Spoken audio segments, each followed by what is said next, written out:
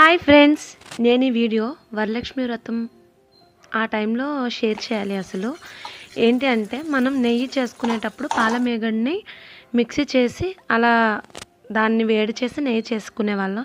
నేను అలా కాకుండా నాకు టైం లేకపోవడంతో వరలక్ష్మి వ్రతం ఆ టైంలో ప్రసాదాల కోసం నెయ్యి చేసుకునేటప్పుడు టైం లేకపోవడం వల్ల ఆ మేగడను ఇలా నేను డైరెక్ట్గా స్టవ్ ఆన్ చేసి కడాయి పెట్టుకొని ఆ మేగడని అలా స్పూన్తో తీసి అలా వేసి చేశానండి నెయ్యి. చాలా ఈజీగా, అసలు ఎలాంటి మిక్సీ చేయకుండా, అసలు కొంచెం కూడా క్వాంటిటీ తగ్గలేదు. నేను ఎప్పుడు చేసుకునే అంతే వచ్చింది. అలాగే చాలా ఈజీగా అయిపోయింది. ఇది మీడియం టు లో ఫ్లేమ్లో 20 minutes to 30 minutesలో అయిపోయిందండి. మీరు కూడా ఒకసారి ట్రై చేయండి. చాలా ఈజీగా ప్రిపేర్ చేసుకోవచ్చు. ఇలా ట్రై చేసి చూడండి.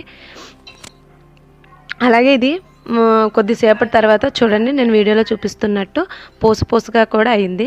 వీడియో నచ్చితే లైక్ చేయండి.